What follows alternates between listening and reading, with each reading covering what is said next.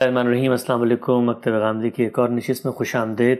قرآن کے تعارف کے حوالے سے رمضان میں غامدی صاحب سے گفتگو کر رہے ہیں۔ یہ سلسلے کی 8ویں نشست ہے۔ گزشتہ نشست میں ہم نے قرآن مجید کی قرأت کے اختلاف پر غامدی صاحب کے نقطہ نظر کو جاننے کی کوشش کی تھی۔ ہم سے بہت شکریہ آپ کے وقت کا۔ آپ نے ایک بات فرمائی تھی ہم سے گزشتہ نشست میں کہ یہ ایک بہت فطری امر ہے کہ جس چیز کو آپ خود رسول اللہ سے براہ راست سنتے ہیں تو آپ کے دل میں ایک خواہش پیدا ہوتی ہے کہ اگر آپ نے ان کی زندگی میں، ان کی موجودگی میں کوئی چیز مرتب کی تھی تو آپ اس کو قائم رکھیں۔ مجھے آپ کی بات سن کے ایک چیز ریئل لائف کی، اپنی زندگی کی یاد آئی کہ ہم مثلا آپ ہی کی کتاب پڑھ رہے تھے جب شروع میں، تو اس کتاب پہ کچھ نوٹس بنائے تھے، اس پہ اپنی انڈرسٹینڈنگ لکھی تھی۔ آج آپ کی کتاب کے کئی مختلف ورژنز آ چکے ہیں۔ یہاں تو قرآن نے اعلان کر دیا کہ اب کوئی ورژن نہیں آئے گا، لیکن وہ اصل نسخہ آج بھی ہم نے گھر پہ رکھا ہوا ہے، اسی غرض سے کہ اس سے ایک اٹیچمنٹ بھی ہے اور اس پہ ہمارے نوٹس بھی ہیں اور سب چیزیں ہیں۔ تو یہ بڑی فطری چیز لگتی ہے، لیکن سوال یہ پیدا ہوتا ہے کہ چلیں اگر یہ بات یہاں تک رہتی تو ٹھیک تھا۔ کچھ علماء نے یہ کہا کہ یہ قرأت تو جس طرح یہ عرض اخیرہ کی قرأت ہے اسی طریقے سے یہ باقی قرأتیں بھی متواتر ہیں، تو کیا رسول اللہ صلی اللہ علیہ وسلم سے ان قرأتوں کا تعدد ثابت ہوتا ہے کہ آپ نے قرآن ایک طرح یوں بھی پڑھا اور دوسری طرح یوں بھی پڑھا؟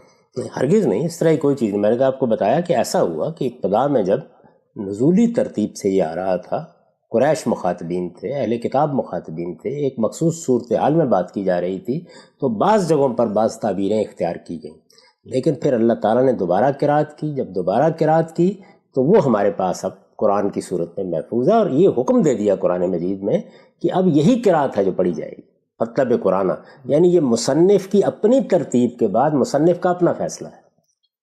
یہ بات سمجھ لینی چاہیے۔ اس سے پہلے میں بڑی وضاحت سے بتا چکا ہوں کہ یہ بات کہ یہ کوئی سیدنا عثمان کے زمانے میں مرتب کیا گیا، کوئی کمیٹی بنائی گئی، کوئی آیتیں تلاش کی گئی، ہرگز نہیں، یہ سب بالکل افسانے ہیں، کوئی حقیقت اس کی نہیں ہے۔ اس پر بہت تفصیلی علمی بحث ڈاکٹر شہزاد سلیم صاحب نے کر دی ہے، قرآن مجید کی تاریخ پر جو انہوں نے مفصل کام کیا ہے، اس کو لوگ دیکھ سکتے ہیں۔ یہ سب کچھ نہیں، اس طرح وہ منتقل ہو رہا ہے، لیکن اس کے ساتھ یہ چیزیں مسلمانوں کے علم میں ہیں۔ عرضہ اخیرہ سے پہلے ایسے پڑھا تھا، ایسے پڑھا تھا، ایسے پڑھا تھا، یہ بھی ہم نے سنا تھا، ہم نے تو ایسے قرأت کرتے ہوئے بھی دیکھا تھا، یہ چیزیں ان کے پاس ہیں، اس کو وہ بیان کر رہے ہیں۔ میں نے آپ سے عرض کیا کہ اس کو روکنے کی صحیح بھی کی خلفائے راشدین نے، یعنی سیدنا عمر نے اس کی صحیح کی، سیدنا عثمان نے صحیح کی، اس میں کچھ سختی بھی کی۔ بعض روایتوں سے یہ معلوم ہوتا ہے کہ بعض نسخے بھی جلا دیے گئے اس طرح کے، لیکن لوگ اس کو بیان کر رہے تھے، بعض نہیں۔ اور یہ مسلمانوں کی دیانت بھی ہے کہ انہوں نے اس کو محفوظ رکھا، اور یہ اس وقت کی جو رائے کی آزادی ہے، یعنی آپ کیا کر لیں گے؟ میرے پاس ایک چیز ہے، میں بیان کر رہا ہوں، آپ نے بھی بیان کیا نا کہ اگر فرض کر لیجئے کہ آپ اس زمانے کی میزان کی اس طرح کی چیزیں چھاپ دیں اور ان یہ کہیں کہ یہ ہمارے پاس وہ نسخہ موجود ہے، بہت سی ایسی چیزیں ہیں۔ آپ دیکھیں یہ کانٹ کی کرٹیک آف پیور ریزن جو ہے، اس کے کوئی 7-8 ایڈیشن ہیں، یعنی مصنف کتاب چھاپتا ہے، پھر اس پر نظر ثانی کرتا ہے، یہ تو ہے نا انسانی کام۔ اللہ تعالیٰ کے ہاں اصل میں یہ بالکل ٹھیک حکمت کے مطابق ہوا کہ پہلے مخاطبین اس وقت زندہ لوگ ہیں سامنے، آج کے مخاطبین وہ لوگ نہیں ہیں۔ اب اس کو ہم نے ماضی میں ایک سرگزشت کے طور پر پڑھنا ہے، تو ترتیب بھی تبدیل کی گئی اور بعض جگہوں کے اوپر لفظی تغیرات بھی کیے گئے۔ یعنی وہ کس طرح کے ہیں؟ وہ یہ نہیں کہ مدعا کے تغیرات ہیں، یعنی یہ کہا گیا تھا کہ تم جانتے ہو، کر دیا گیا وہ جانتے ہیں۔ میں نے مثال دی اس بات کی۔ تو اس طرح کی بعض چیزیں تھیں جن سے ابتدا ہوئی۔ جب ان سے ایک بار ابتدا ہو گئی اور لوگوں نے ان کو مرتب کرنا شروع کر دیا، تو جو کچھ حدیث میں ہوا ہے وہ یہاں بھی ہوا۔ اچھا، کیا ہوا ہے؟ یعنی وہ ہمارے پاس بھی دولت موجود ہے کہ جو حضور سے صحابہ نے بیان کی، تابعین نے بیان کی، اور بعد کے زمانوں میں وہ سب کچھ بھی موجود ہے جو باقاعدہ گڑھا گیا۔ آپ جانتے ہیں کہ بہت بڑے بڑے مجموعے ہیں موضوعات کے۔ موضوع کس حدیث کو کہتے ہیں؟ لوگوں نے اپنی طرف سے گڑھ کے بیان کر دیا۔ تو اگر حضور کی نسبت سے اعمال کی چیزیں گڑھی گئیں تو خود سوچنے کہ قرآن کی کیوں نہیں گڑھی جائیں؟ جو لوگ وہ کام کر رہے ہیں یہ کیوں نہیں کریں گے؟ جو لوگ وہ کام کر رہے ہیں وہ یہ کیوں نہیں کریں گے؟ تو اس سے بہت بڑے پیمانے پر شیوع بھی ہونا شروع ہو گیا، یعنی بہت تھوڑی سی چیزیں تھیں جو صحابہ نے بیان کی، اب وہ زیادہ ہونا شروع ہو گیا۔ یہ زیادہ کہاں، مسلمانوں میں یا علمی حلقوں میں زیادہ ہونا؟ ظاہر ہے کہ یہ علمی حلقوں کی چیز ہے نا، علمی حلقوں ہی کی چیز ہے. مسلمانوں کے پاس تو قرآن ہے، عام آدمی اس کو پڑھ رہا ہے، نقل کر رہا ہے، آگے منتقل کر رہا ہے، اس کو حفظ کر رہا ہے. علم کی دنیا میں یہ چیزیں، یہ حدیثیں بھی یوں تھوڑی ہے کہ عام مسلمان بیٹھ گئے تھے. یعنی یہ بھی علم کی دنیا ہی میں سب کچھ ہو رہا ہے. رسالت بآب صلی اللہ علیہ وسلم جب دنیا سے رخصت ہوئے تو قرآن صراحت سے کہتا ہے کہ کچھ منافقین مدینہ تک میں رہ گئے تھے جن کا خاتمہ نہیں ہوا.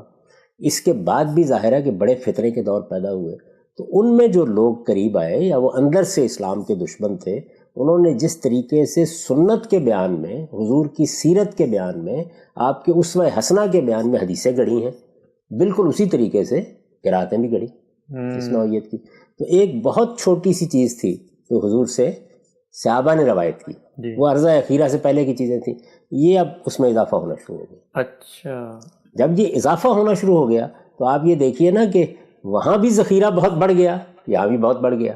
وہاں بھی لاکھوں روایتیں ہو گئیں جن میں سے پھر محدثین نے انتخاب کیا، یہاں پر بھی یہ سلسلہ شروع ہو گیا.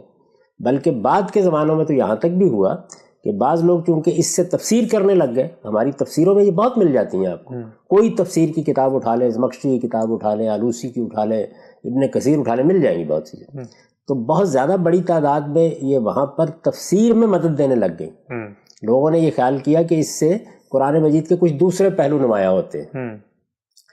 پھر یہ بھی آپ کے علم میں ہے کہ ہم لوگوں کے ہاں یہ تصور بھی پیدا ہو گیا کہ قرآن مجید کی شان نزول دریافت کریں. یعنی جب وہ ابتدا میں اتری تھی آیات تو کس پس منظر میں اتری تھی، وہ بھی تفسیر میں بیان ہونی شروع ہو گئی. جب وہ بیان ہونی شروع ہو گئی تو اسی طریقے سے یہ روایتیں بھی بیان ہونی شروع ہو گئی. تو اس طرح ایک بڑے پیمانے پر ان کا شیوع ہوا علم کی دنیا میں. ان کو لوگوں نے لکھنا شروع کر دیا، پر کتابیں مرتب کرنی شروع کر دیں. بالکل اسی طریقے سے ہمارے محدثین نے جس طرح حدیث کے مجموعے تیار کیے، ان کے بھی ہونے لگ گئے. پھر کچھ ایسے لوگ پیدا ہوئے، جیسے ہمارے یہاں فقہا پیدا ہوئے، جیسے محدثین پیدا ہوئے. ایسے لوگ پیدا ہوئے جنہوں نے اصلاً اس چیز کو اپنا فن بنایا کہ وہ حلقے قائم کر کے قرآن مجید کا لہجہ سکھائیں گے لوگوں کو. اچھا، میں نے پہلے عرض کیا تھا نا کہ 3 کام ہوئے. تحریر میں لوگوں نے اس کو محفوظ کیا. دوسرا کام کیا تھا، یعنی قولی تواتر سے منتقل ہونا شروع کیا، پڑھا جا رہا ہے. تیسرا یہ ہے کہ عرب لہجے میں پڑھا جائے یا پڑھنا سکھایا جائے. تو عرب لہجے میں پڑھنا سکھانے والے لوگ پیدا ہوئے. وہ کیا کر رہے ہیں، عجمی لوگ ہیں ان کے سامنے، اور وہ عرب لہجے میں جیسے قرآن پڑھتے تھے، اور ظاہر ہے کہ ان کے لہجوں میں کچھ تنوع بھی تھا، اختلافات بھی تھے. تو کسی نے کسی لہجے کو پسند کیا، کسی نے کسی لہجے کو پسند کیا، وہ اس میں اب قرآن مجید لوگوں کو سکھانے لگ گئے. یہ لوگ ہیں کہ جن کو قاری کہا جاتا تھا. اچھا، یعنی یہ قرآن مجید کی مجالس منعقد کرتے اور ان میں لوگوں کو سکھاتے تھے. یہ جو نافع ہے، ابن کثیر ہیں، حمزہ ہیں، اس طرح کے لوگ ہیں، پورا قرآن مجید یہ اس طریقے سے لوگوں کو پڑھا رہے تھے. اس کے ساتھ ہی انہوں نے ایک اور کام کر ڈالا. وہ کام انہوں نے کیا کیا کہ یہ جو اس طرح کی بعض روایتیں مل گئیں ان کو، یعنی کچھ صحابہ کرام سے مل گئیں، کچھ تابعین سے مل گئیں، اس طرح کی روایات مل گئیں، اپنے ذوق سے انہوں نے ان کا انتخاب شروع کر دیا. جیسے ہمارے فقہا ہیں، اب دیکھیے نا کہ وہ آپ فقہ حنفی کو دیکھتے ہیں تو بعض روایتیں انہوں نے لے لی ہیں، بعض نہیں لی. ایسے ہی امام شافعی بعض روایتوں کو قبول کرتے ہیں، بعض کو نہیں قبول کرتے. تو حدیث سنت کے معاملے میں بھی یہی ہو رہا ہوتا ہے کہ آپ انتخاب کر رہے ہوتے ہیں، اس میں آپ کا ذوق بھی کار فرما ہوتا ہے، اور آپ بعض اوقات محسوس کرتے ہیں کہ اگر ایسے قرآن مجید کو پڑھا جائے تو اس سے یہ بات زیادہ واضح ہو جاتی ہے. تو ان لوگوں نے اپنا اختیار ترتیب دینا شروع کر دیا. اس کو اصطلاح میں کہتے ہیں اختیار ہے. اچھا، اپنا اختیار ترتیب دینا شروع کر دیا. جیسے فقہ الگ سے مرتب ہو گئی، یہ حنفی فقہ ہے، یہ شافعی فقہ ہے. دین تو وہ ایک ہی تھا نا. جیسے محدثین نے روایتوں کا انتخاب کیا، اسی طرح جیسے محدثین نے روایتوں کا انتخاب شروع کر دیا. تو اب ظاہر ہے کہ امام ابو داؤد نے ان روایتوں کا انتخاب کیا، امام مالک نے ان روایتوں کا انتخاب کیا، کچھ چھوڑا کچھ لے لیا. تو یہ ترک و اختیار جو ہے یہ فقہ میں بھی ہونے لگ گیا، یہ حدیث میں بھی ہونے لگ گیا. یہ ان قرات کے بڑے بڑے لوگوں نے بھی کرنا شروع کر دیا. اچھا، جیسے لوگ حنفی فقہ سیکھنے کے لیے جانے لگ گئے، ظاہر ان کا مرکز کوفہ تھا، یا مالکی فقہ سیکھنے کے لیے جانے لگ گئے، اس کا مرکز مدینہ تھا. بالکل اسی طریقے سے ان قاریوں سے بھی سیکھنے لگ گئے، ان کا اختیار سیکھنے لگ گئے. تو یہ اپنا اختیار مطلب کیا کہ یہ قرآن مجید جو ہمارے پاس متواتر قرآن ہے، اس کی بعض جگہوں کے اوپر جو وہ پہلی عرضہ اخیرہ سے قراتیں ان کو ملیں یا ان کے بعد اس میں شامل ہوئیں، ان کو اختیار کر کے یہ اس کو سنانے لگ گئے، اس کو پڑھانے بھی لگ گئے۔ تو یہ علم کی دنیا میں یہ سب کام ہو رہا تھا۔ ٹھیک ٹھیک ٹھیک۔ یعنی عامت الناس کے ہاں کچھ نہیں ہوا، وہ وہی قرآن پڑھ رہے ہیں، وہی قرآن سیکھ رہے ہیں، اسی قرآن کو آگے منتقل کر رہے ہیں۔ اسی وجہ سے آپ یہ حیرت انگیز چیز دیکھتے ہیں نا کہ جب ہم تاریخ میں پڑھتے ہیں کہ ایک زمانے میں مدینے کے لوگ فلاں قرات پڑھتے تھے، بصرہ کے لوگ یہ پڑھتے تھے، وہ لوگ نہیں پڑھتے تھے، وہ وہاں کے اہل علم قاری حضرات تھے جو پڑھتے تھے، اچھا، اور ان میں یہ ترک و اختیار ہوتا رہتا تھا۔ علم کی دنیا میں یہ آج تک ایسے ہی جاری ہے۔ ٹھیک، اچھا، یعنی ترک و اختیار وہاں شروع ہوا، اختیار کے مطابق عرب لہجہ پڑھانا شروع کر دیا، شہرت ہو گئی، لوگوں نے اس کو قبول کرنا شروع کر دیا، جیسے کچھ حنفی ہو گئے، کچھ شافعی ہو گئے، کچھ یہ ہو گئے، اور پھر اس کے بعد یہ چیزیں آگے شائع ہونے لگ گئی۔ آپ نے سوال یہاں سے کیا تھا کیا یہ متواتر ہے؟ جی یعنی یہ ان کو تو اخبار احاد کے طور پر ملی، جی، آگے پھر بے شمار لوگ ان کے شاگرد ہوئے اور انہوں نے پڑھنی شروع کر دی۔ تو یہ تواتر اصل میں ان قاریوں سے ہے۔ اچھا، معاف کیے، یعنی جب یہ کہا جاتا ہے کہ یہ متواتر ہیں تو اس کا مطلب وہ قرآن نہیں ہے جو رسالت میں آپ صلی اللہ علیہ وسلم سے متواتر ملا ہے، جی، یہ قراتیں ان قاریوں سے متواتر ہوئیں۔ ایسے سمجھ لیں کہ بخاری اب متواتر ہے، لیکن وہ امام بخاری سے متواتر ہے۔ جی جی، امام بخاری نے جو احاد روایتیں تھیں جی، ان کا مجموعہ مرتب کیا، اب سینکڑوں شاگرد پیدا ہو گئے، تو بالکل اسی طرح سے ان قاریوں کے ساتھ ہوئے۔ ٹھیک ٹھیک، یعنی یہ کہنا کہ قرآن مجید جو اصل میں قرآن کی متعدد قراتیں تھیں بھی صحابہ کے دور میں، وہ جب آگے نقل ہوئیں تو خبر واحد کے اصول پر ایک انڈیپینڈنٹ آدمی آگے پہنچا رہا ہے، قاریوں نے جب اختیار کیا تو پھر سینکڑوں طالب علموں کو سکھایا، تو اس کے بعد ان آپ کا کو پوری تاریخ بتا دی ہے کہ ارضا اخیرہ سے پہلے کی قراتیں جو صحابہ کرام کو یاد تھیں یا انہوں نے نوٹ کی ہوئی تھیں یا انہوں نے اس سے پہلے قرآن کا کوئی نسخہ بیان کیا ہوا تھا، وہ علمی طریقے سے آگے منتقل ہوا۔ بات یہاں سے شروع ہوئی، بڑھتے بڑھتے وہاں تک پہنچی، یہاں تک کہ پھر قاریوں کا اختیار رائج ہو گیا۔ یعنی وہ اختیار لوگ سیکھنے لگ گئے، جیسے فقہ حنفی سیکھنے لگ گئے، جی، جیسے امام بخاری سے حدیث سیکھنے لگ گئے۔ تو یہ مجموعے جس طریقے سے حدیث کے مرتب ہوئے یا جیسے فقہ مرتب ہوئی، ایسے ہی یہ کام ہو گیا۔ اب امام و حنیفہ سے تو شروع ہوئی نا جی، فقہ حنفی، آگے تو اب متواتر ہی متواتر ہے۔ یعنی متواتر کا مطلب یہ ہے کہ وہ پھر رسالت میں آپ صلی اللہ علیہ وسلم سے اپنی نسبت نہیں رکھتی، جی، وہ اصل میں اس قاری سے یا اس محدث سے نسبت رکھتی ہے۔ امام مالک نے موطا ترتیب دی، وہ اخبار احاد کا مجموعہ ہے، ترتیب پا گئی، اب وہ ایک کتاب ہے، اس کتاب کو سینکڑوں لوگ ان سے سیکھنے لگ گئے، اب کتاب کو ایک طرح کا تواتر حاصل ہونے لگ گیا۔ تو آج ہمارے پاس جو جاہیہ مسمودی کا مرتب کیا ہوا نسخہ ہے، اس کی کم و بیش یہی حیثیت ہے۔ سینکڑوں ہزاروں لوگ، بہت سے لوگ ہیں جن کے ہاں وہ محفوظ ہے، آگے شائع ہو گئی، لکھ لی گئی۔ یہ کام بخاری کے لیے بھی ہوا، مسلم کے لیے بھی ہوا۔ تو جب یہ کہا جاتا ہے یہ متواتر قراتیں ہیں تو اس کا مطلب یہ ہے کہ ان قاریوں سے آگے پھر ان کو ایک تواتر حاصل ہو گیا۔ ٹھیک ٹھیک، یہ بات کہ یہ پہلے کوئی تواتر تھا یا رسالت میں آپ صلی اللہ علیہ وسلم سے یہ اس طرح منتقل ہوئیں، اس کو خود امام جزری نے پوری تحقیق کر کے رد کر دیا اور یہ بتایا کہ ایسا بالکل نہیں ہوا۔ چنانچہ جس طرح حدیث کو قبول کرنے کے معاملے میں معیار بنایا گیا، یعنی آپ کیا کہتے ہیں کہ حضور کی نسبت سے اخبار احاد اگر ملیں گی، ایک دو لوگ بیان کریں گے، تو ہم کیا دیکھیں گے؟ ہم یہ دیکھیں گے کہ راوی ثقہ ہے، ہم یہ دیکھیں گے کہ اس کی سند میں اتصال ہے، ہم یہ دیکھیں گے کہ اس کی حفظ و اتقان کا کیا عالم تھا۔ یہاں پر بھی ایک معیار بنایا گیا جی، ان قراتوں کو قبول کرنے کے لیے، یعنی یہ معیار بنایا گیا کہ وہ عربیت کی روح سے ٹھیک ہونی چاہیے۔ اچھا، ہو سکتا ہے کسی آدمی نے ایسے ہی کوئی عربی جملہ بنا دیا ہو تو قرآن مجید سے متعلق ایسی بات تو نہیں کہی جا سکتی۔ عربیت کی روح سے کوئی سند ہونی چاہیے اس کی، جس کی بنیاد پر وہ قابل، جو اس وقت مصحف آپ کے ہاتھوں میں ہے اس کا سٹرکچر یا جملہ اس کو قبول کر لے۔ تو یہاں پر بھی گویا تین، وہاں پر بھی تین ہی ہے، وہاں پر بھی یہی ہے، یعنی راوی کی ثقافت ہے، اتصال ہے، حفظ و اتقان ہے، یہاں پر بھی یہ بالکل حدیثیں ہیں اصل میں، اس کے زیادہ کوئی حیثیت نہیں اس کی۔ یعنی حدیثیں اگر رسالت میں آپ صلی اللہ علیہ وسلم کی سنت کو، سیرت کو بیان کریں، آپ کے خطبات نقل کریں، آپ کا اٹھنا بیٹھنا نقل کریں، تو وہ آپ واقف ہیں، اس کو حدیث کہتے ہیں۔ جی، یہ قاری حضرات رسالت میں آپ صلی اللہ علیہ وسلم کی نسبت سے اگر یہ نقل کریں کہ ایسے بھی پہلے پڑھا تھا، یعنی پہلے یہ تھا کہ پہلے پڑھا تھا، بعد میں جب اور چیزیں شامل ہو گئیں تو لوگ اس کو بھول گئے۔ جی جی، تو ہمیں چونکہ قرآن مجید نے صراحت سے یہ حکم دے دیا ہے کہ جمع و ترتیب کے بعد جو قرات ہوئی ہے، جس کو ارضا اخیرہ کی قرات کہتے ہیں، اس کے مطابق اب قرآن پڑھا جائے گا، پھر عرض کر دوں کہ اگر صرف تحریری ہوتی قرآن کی تو دنیا بھر کی کتابیں جو آج بھی چھپتی ہیں صرف تحریری ہوتی ہے. زائد اہتمام تھا یہ. لوگ معترض ہو رہے ہیں، انہیں تو اس معجزے کی طرف دیکھنا چاہیے. اگلا اہتمام یہ تھا کہ یہ باقاعدہ پڑھ کر منتقل کیا جائے گا.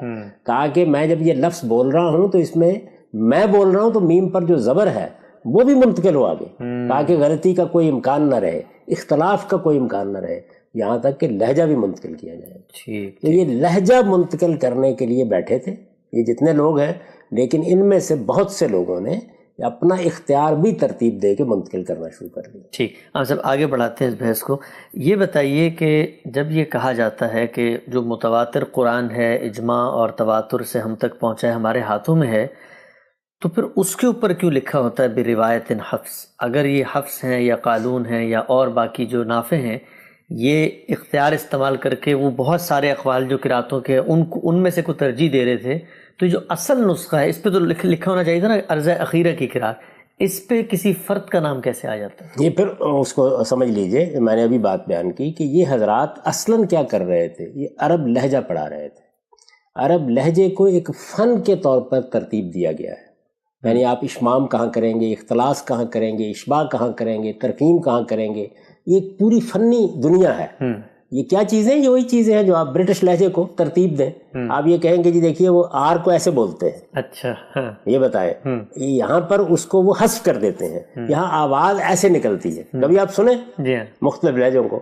تو یہ جو لہجوں کو پڑھانے والے لوگ تھے جن کو آپ یہ کہتے ہیں حفص ہے، یہ ابن کثیر ہے، یہ حمزہ ہے، یہ ورش ہے، یہ قالون ہے، یہ نافع ہے، یہ جتنے کون لوگ ہیں یہ وہ لہجہ پڑھانے والے لوگ. تو لہجے کو منتقل کرنے کا کام کرنے کے لیے لوگ بیٹھے ہیں. میں نے آپ سے عرض کیا کہ ان میں سے جب اختیار بھی لوگ پڑھانے لگ گئے تو یہ جو چین ہے، یعنی حفص یہ عاصم کے شاگرد ہیں. عاصم کس کے شاگرد ہیں؟ ابو عبد الرحمن السلمی کے شاگرد ہیں، یہ تابعی ہیں. جی. تو یہ جو چین ہے اس نے فیصلہ کیا کہ لہجہ تو پڑھائیں گے ہم، لیکن قرات قرآن کی وہی ہوگی جو مصحف کی ہے. تو جیسے ان لوگوں کے اختیار کے لیے وہ لہجہ پڑھایا جا رہا تھا، تو یہ ضرورت اس مصحف کی بھی تو تھی نا کہ اس کا بھی لہجہ پڑھایا جائے، عرض اخیرہ والی قرات، عرض اخیرہ والی قرات کی. تو اس کو جب کہا جاتا ہے حفص کی قرات تو اس کا مطلب ہے حفص نے جیسے اس کو پڑھا. اچھا، اس میں متن میں کوئی تغیر نہیں کیا گیا، متن میں کوئی تبدیلی نہیں، حفص نے اختیار استعمال نہیں کیا، کوئی اختیار استعمال نہیں کیا. یہ بالکل ریکارڈ پر موجود ہے. ابو عبد الرحمن السلمی نے یہ مدرسہ قائم کیا. ابو عبد الرحمن سلمی کے بارے میں صراحت سے یہ تاریخ میں نقل ہو گیا ہے کہ وہ بالکل وہی قرات پڑھاتے تھے جو عرض اخیرہ کی قرات. انہی الفاظ میں یہ ساری بات لکھی ہوئی ہے. اور خاص طور پر تنبیہ بھی کرتے تھے لوگوں کو، اور یہ کہتے تھے کہ یہ تم لوگوں نے جو اس طرح کی قراتیں پڑھنی شروع کر دی ہیں، نہ یہ ابو بکر نے پڑھی تھی، نہ عمر نے پڑھی تھی، نہ عثمان نے پڑھی تھی، نہ علی نے پڑھی تھی، نہ زید بن ثابت نے پڑھی تھی. یہ سب وہ کہتے تھے. وہ تو ایک ہی قرات قرآن مجید کی جو عرض اخیرہ کی قرات ہے وہی پڑھتے تھے. اسی پر حضور دنیا سے رخصت ہوئے. یہ ساری باتیں میں نے اپنے اس مضمون میں لکھ دی ہیں، اس کے حوالے بھی لوگ دیکھ سکتے ہیں جو میری کتاب مقامات میں قرات کا اختلاف کے زیر عنوان موجود ہے. ٹھیک. تو یہ اس طریقے سے گویا ایک مدرسہ وہ تھا کہ جس نے جو قرآن مجید ہمارے پاس شائع و ضائع ہے اس کی بھی تو ضرورت تھی نا. جی ہاں، یعنی سب سے زیادہ تو اسی کی ضرورت، سب سے زیادہ اس کی ضرورت تھی. یعنی پہلی ضرورت کہ لکھا گیا تو لکھا تو جا رہا تھا، ہزاروں لوگ رہ رہے تھے. اس میں کسی اختیار کا استعمال کیا کرنا، یہ تو عرض اخیرہ کی قرات تھی، تو سوال ہی نہیں پیدا ہوتا تھا. تو دو چیزیں تو وہی تھیں، لیکن ایک تیسری چیز کے لیے پھر قاری حضرات آئے تو انہوں نے پڑھانا شروع کر دیا. تو اب ابو عبد الرحمن السلمی نے وہی عرض اخیرہ کی قرات کو بھی عرب لہجے میں تعلیم دینا شروع کیا. عاصم ان کے شاگرد تھے، انہوں نے بھی یہی کیا. اس کے بعد حفص نے آگے پڑھایا. تو اب ہمارے ہاں وہ چونکہ حفص کا لہجہ عرب لہجہ جو منتقل کی ہے، میں نے پھر وہی بتایا کہ وہ پورا فن بن گیا ہوا ہے. تو آپ تجوید سکھاتے ہیں جب، تو اصل میں وہی فن سکھاتے ہیں. اب ہے نا را کو ایسے پر پڑھنا ہے، یہاں ترخیم کر دینی ہے، یہاں لفظ کے اندر پھیلاؤ ہے، یہ یہاں حرف یا اتنا اوپر اٹھانا ہے. یہ سب چیزیں جتنی ہیں ان کا کوئی تعلق مدعا سے مضمون سے نہیں ہوتا. یہ بالکل وہی ہے کہ وہی انگریزی ہے، وہ ایک امریکن بول رہا ہے تو ایکسنٹ اور ہوگا، لہجہ اور ہوگا. ایک انڈین بول رہا ہے تو اور ہوگا. تو یہ عرب لہجہ حفظ کے ذریعے سے اس متواتر قرات کا منتقل ہوا ہے. یا گویا یوں سمجھ لیجئے کہ عرض اخیرہ میں جو قرآن ہمیں دیا گیا ہے اس کی بھی یہ ضرورت تھی. تو یہ بات بیان کی جاتی ہے حفظ کا نام لے کے. یعنی حفظ اصل میں اس عرض اخیرہ کی جو پڑھنے کا لہجہ ہے اس کے بڑے امام تھے، اس لیے ان کے نام سے یہ مشہور ہو گئے. یعنی یہ سارے حضرات اصل میں اسی چیز کے امام تھے، بیٹھے یہی کرنے کے لیے تھے، لیکن چونکہ وہ اخبار احاد کی بنیاد پر دوسری قراتیں بھی شائع آئے. آپ فقہ سے سمجھ لیجئے نا جی. یعنی امام ابو حنیفہ کے ہاں اصرار ہے کہ جو روایت چلی آ رہی ہے نماز کی، روزے کی، بس اس کو ہم آگے چلے جائیں گے، جہاں پہ ضرورت ہوگی اجتہاد کی اجتہاد کر لیں گے. فقہ حنفی کی بنیادی اساس یہ ہے. لیکن باقی ائمہ کے ہاں وہ روایتیں جو آ گئی تو وہ ان روایات کو پھر قبول کرتے ہیں، ایڈجسٹ کرتے ہیں، لیتے ہیں. اس وقت کے احناف ویسے حنبلی ہو چکے ہوئے ہیں، لیکن میں ابتدا بتا رہا ہوں آپ کو. تو جس طرح وہاں پر یہ فرق آپ محسوس کرتے ہیں، امام ابو حنیفہ کے ہاں یعنی وہ اختیار کے لیے تیار نہیں ہے. جی.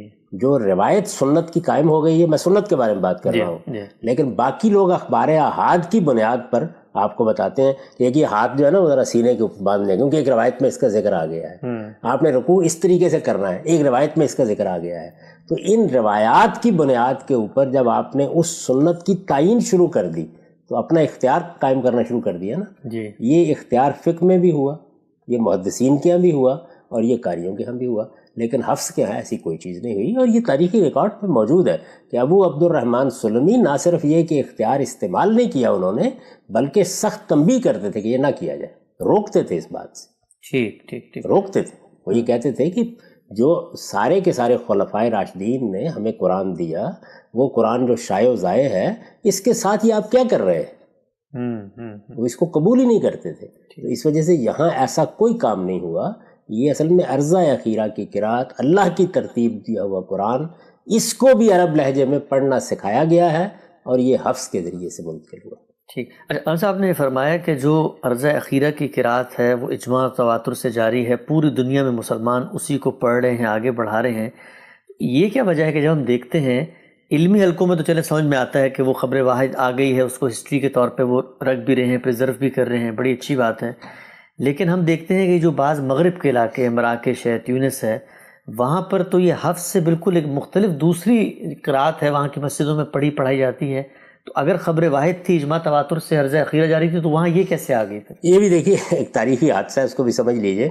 یعنی یہ جو میں نے قاری حضرات بتایا آپ کو، تو چونکہ جس طرح فقہ میں اختیار استعمال ہو رہا تھا، تو بعض ان کے اختیارات ائمہ نے بھی پسند کرنے شروع کر دیے. اچھا. امام مالک نافع کے اختیار کو پسند کرتے تھے. اچھا. مراکش وغیرہ میں مالکی تھے. ٹھیک.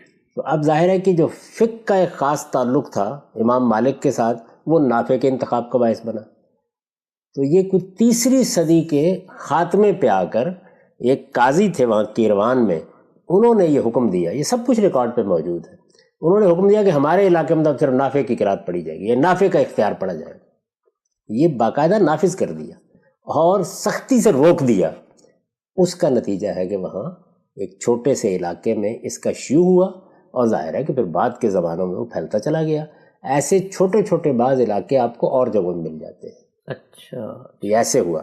یعنی یہ تاریخ بھی محفوظ ہے. بالکل ایسے ہے کہ جس طرح سے ہم نے بحث کرتے ہوئے بتایا تھا کہ یہ ممکن ہی نہیں ہے کہ آپ کسی بدعت کو شروع کریں اور آپ کو اس کی تاریخ نہ مل جائے. جی ہاں. یعنی اجماع اور تواتر نیچے سے اوپر تک جاتا ہے. تو یہ بالکل باقاعدہ طریقے سے تاریخی ریکارڈ بتا دیتا ہے کہ ان لوگوں کے ہاں اس کا شیوع کیسے ہوا اور نافع کی قرات کو کیسے اختیار کیا گیا. میں نے آپ سے عرض کیا کہ چونکہ عمومی قبولیت ہو گئی تھی، یعنی لوگ یہ کہتے تھے کہ اچھی بات ہے، چلیں اس طرح بھی قرآن پڑھا گیا تھا، اسے کیا فرق پڑتا ہے. تو اول تو اختیار کو لوگوں نے قبولی کرنا شروع کر دیا، اور مفسرین حضرات نے نقل کرنا شروع کر دیا. اچھا، اس سے احتجاج بھی شروع ہو گیا. احتجاج ایک علمی اصطلاح ہے، یعنی اس سے حجت پکڑنے لگ گئے لوگ، تشریح کرنے لگ گئے. آپ جانتے ہیں کہ میراث کا پورا قانون جو ہے وہ ہمارے یہاں قرات ہی پر مبنی ہے. تو اس لیے اس کو جب تفسیر میں بھی اختیار کر لیا گیا تو لوگوں کے اندر کوئی بہت زیادہ اس سے قرابت نہیں رہی. یعنی وہ قرآن جاری ہے، لوگوں کے ہاتھوں میں موجود ہے. تو بعض علاقوں میں جب اس میں سیاسی طاقت استعمال کی گئی تو یہ بھی ہوا. اب دیکھیں سیاسی طاقت کیا کرتی ہے. یہ جو جزیرہ نما عرب ہے آپ کا، جس وقت ترکوں کی حکومت وہاں ختم ہوئی ہے، تو حنفی تھے نا سب کے سب. آج ہے تو حنبلی مذہب جو کبھی بھی جاری نہیں ہوا تھا وہ ہو گیا. اس لیے کہ سیاسی طاقت حاصل ہو گئی. لیکن یہ جو ہو گیا تو کیا اس کے بعد کوئی آدمی وہاں کھڑا ہو کے یہ کہہ سکتا ہے کہ ہم تو حضور کے مدینے میں کھڑے ہیں اور حضور کے مکے میں کھڑے ہیں, جو مذہب یہاں ہے یہ حضور کا مذہب. ہم جانتے ہیں کہ 1924 میں خلافت ختم ہوئی ہے, ہم جانتے ہیں 1917 میں کے قریب یہ حکومت قائم ہوئی ہے, ہمیں معلوم ہے کہ یہ حنبلی نقطہ نظر کا ایشو ہوا کیسے ہے, امام ابن تیمیہ کے ساتھ کیا تعلق تھا, محمد بن عبد الوہاب کا, ساری بات سے ہم واقف ہیں. تو بالکل اسی طرح سے مراکش وغیرہ میں جو نافع کی قرات کا ایشو ہے اس کی تاریخ محفوظ ہے, ہم اس سے واقف ہیں پوری طرح. ٹھیک. اب جب خلاصہ کر لیتے ہیں, ہماری نشست کا وقت بھی یہاں ختم ہو رہا ہے, کہ جس وقت یہ کہا جائے ایک عام آدمی کے سامنے جو قرآن مجید کو اجماع اور تواتر سے اخذ کر رہا ہے, پر اعتماد طریقے سے کھڑا ہوا ہے, اس کو جب یہ بتایا جائے کہ تمہارے قرآن کے کچھ اور ورژنز ہیں جن میں مختلف انداز میں بات پڑھی گئی ہے, یا کچھ لفظ کا اضافہ یا کچھ صیغے کی تبدیلی ہے, تو وہ کیسے اس کو جواب دے گا اس بات کا؟ اس کو کوئی جواب دینے کی ضرورت ہی نہیں ہے, اس لیے کہ اس نے جو قرآن پڑھنا ہے, جس کا حکم اس کو خود قرآن میں دیا گیا ہے, فتب قرآن کہہ کر جس قرات کو اس پر لازم کیا گیا کہ اس کی اتباع کرے, وہ اس پر قرآن پڑھے اطمینان کے ساتھ. یہ علم کی دنیا کی باتیں ہیں, اس کو وہیں رہنے دیں, اس سے ہم نمٹتے رہیں گے. تو یہ جس طرح کے حدیثوں کا مطالعہ اہل علم کرتے ہیں, اس کو اس لیے امام شافعی نے بڑی خوبصورت اصطلاح استعمال کیا رسالہ میں کہ ہمارا پورا دین کس چیز پر مبنی ہے؟ علم العامہ پر مبنی ہے. یہی اس دین پر اللہ کا کرم ہے. یعنی عامت الناس کافہ عن الکافہ, وہ قرآن بھی منتقل کر رہے ہیں, سنت بھی منتقل کر رہے ہیں, لیکن ایک علم الخاصہ بھی ہے. یہ علم الخاصہ ہے, یہ حدیث میں بھی ہے, یہ اس میں بھی ہے. تو اس کے رموز کیا ہیں, اس کے اوقاف کیا ہیں, اہل علم اس سے اعتراف برتتے رہتے ہیں. اس سے پہلے ہمارے ہاں تفسیروں میں بھی یہ باتیں بیان ہوتی تھیں. ہندوستان میں علماء نے احتیاط برتنا شروع کی اور وہ اپنی تفسیروں میں اس کا ذکر بالعموم نہیں کرتے. چنانچہ آپ دیکھیں کہ اس زمانے میں جو تفسیریں لکھی گئی ہیں, مثلا مولانا مودودی کی تفسیر ہے تفہیم القرآن, معرف القرآن ہے مفتی شفیع صاحب کی تفسیر ہے, اسی طرح شبیر احمد عثمانی صاحب کی تفسیر ہے, مولانا محمود الحسن کا ترجمہ ہے, شاہ ولی اللہ نے قرآن مجید کا ترجمہ کیا, تو اس میں انہوں نے ان قراتوں بالکل نہیں داخل ہونے دیا. اچھا. تو یہ چیز خود پیدا ہونی شروع ہو گئی. مدرسہ فرائی میں ہم نے باقاعدہ طور پر اس کو متعین کر کے بتا دیا کہ نہیں, یہ بالکل قرآن مجید کے خلاف ہے. قرآن مجید کی اس آیت کی طرف بھی توجہ ہمارے علم کی نہیں ہوئی زیادہ. اس کی ایک سیدنا عبداللہ بن عباس کے اثر کے تحت, اثر ایک فنی اصطلاح ہے, صحابہ جب کوئی بات بیان کرتے ہیں اس کے تحت ایک تعویل کر لی گئی, اس جانب توجہ نہیں ہوئی.